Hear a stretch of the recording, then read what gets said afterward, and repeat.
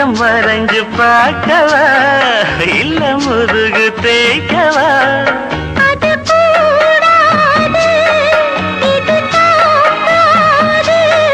சின்ன தாங்குதான பூவ தாங்குது பொத்தி வச்ச மல்லிகை மொட்டு பூத்திருச்சு வெப்பத்தை விட்டு பேசி பேசி ராசியானதே மாமன் பேர சொல்லி சொல்லி ஆளானது